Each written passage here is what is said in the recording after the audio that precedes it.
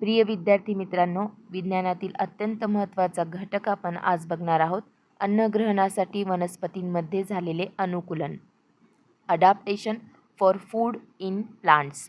बहुतेक सर्व वनस्पती या जमिनीवर स्थिर व स्वयंपोषी असतात. मात्र अमरवेलीसारख्या काही वनस्पती परपोषी असतात. अमरवेलीचे शरीर म्हणजे फक्त पिवळ्या तंतुमय काड्यांसारख्या खोडांचे जाळे असते.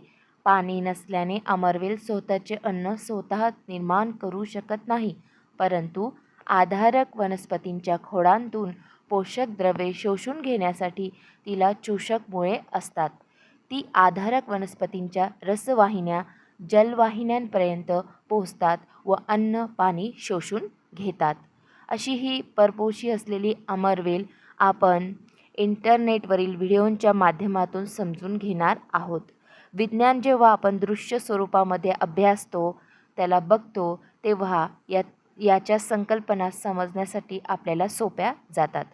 आपण निसर्गामध्ये अमरवेल, ज्याला की इंग्रजीमध्ये डॉडर प्लांट असं म्हणतात, पाहतो, परंतु आपल्याला त्याबद्दल माहिती पूर्णतः नसते. तर आपल्या पाठ्यपुस्तकाद्वारे ती माहिती आणि व्हिडिओद्वारे ती माहिती आपण उपलब्ध करून घेऊ. व्हिडिओमध्ये दाखविल्याप्रमाणे आपण पाहू शकता, अमरवेल जमिनीतून वर आलेली आहे आणि जगण्यासाठी धडपडत आहे.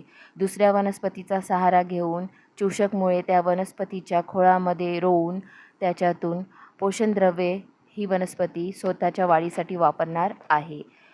ज्या वनस्पतीवर अमरवेल वाढते त्या वनस्पतीच्या जलवाहिन्या आणि रसवाहिन्यांमध्ये हिची मुळे रोवते आणि तेथून पोषणद्रव्ये प्राप्त करते. अशा पद्धतीने ही वनस्पती स्वतःचं जीवन जगत असते. या वनस्पतीला डेव्हिल्स हेअर असे पण इंग्रजीमध्ये म्हणतात. तुम्ही पाहू शकता, ही देखील एक परजीवी वनस्पती आहे आणि अशा पद्धतीने ती आपली मुळे वनस्पतीच्या रसवाहिन्या आणि जलवाहिन्यामध्ये खोलवर रुतवते आणि मग तिथून पोषक द्रव्ये स्वतःच्या वाढीसाठी वापरून घेते. व्हिडिओ पाहिल्याबद्दल धन्यवाद. Like, share and subscribe.